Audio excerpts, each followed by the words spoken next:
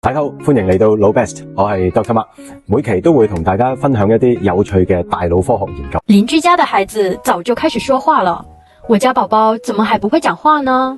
唔使擔心，每個小朋友咧，大腦自己都有一套特定嘅語言運作模式嘅，佢哋自己會有一個自己嘅時間。神經科學嘅研究入邊發現咧，其實小朋友嘅語言發展速度咧，唔係完完全全由基因去決定嘅，其實係同環境互動嘅一個結果嚟喎。咁呢個咧，我哋叫佢做一個互動嘅特化模式。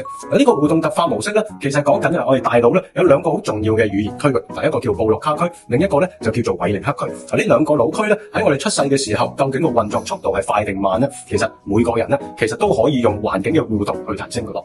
呢兩個腦區咧，其實咧都喺我哋大腦嘅左半球嗰邊噶。咁我哋發現咧，其實咧佢係一個非常之敏感嘅一個語言腦區嚟噶。咁如果我哋同小朋友嗰個互動越多嘅話咧，呢兩個腦區度活躍度咧就會提升大概20至30%。嗱，比起咧較少互動嘅小朋友咧，其實咧佢哋語言嘅主動性同埋積極表達嘅部分咧就會快好多。因為呢兩個腦區咧分別咧就係負責我哋嘅語言產出同埋理解嘅能力噶。嗱，如果你嘅 BB 仲未開口講嘢嘅話咧，首先唔好心急，亦都唔需要擔心係啲咩嘅問題。先睇下究竟你同佢嘅互動嘅部分夠唔夠多，咁夠多之餘咧，你嘅互動嘅品質係點咧？下一集咧，我哋會講下究竟點樣有效咁樣令到小朋友得到更多互動，增強咧呢一個互動特化模式，令到佢有更好嘅語言發展。如果你鍾意我哋嘅影片，記得 comment、like and share， 訂閱腦 Best， 下次見啦，拜拜。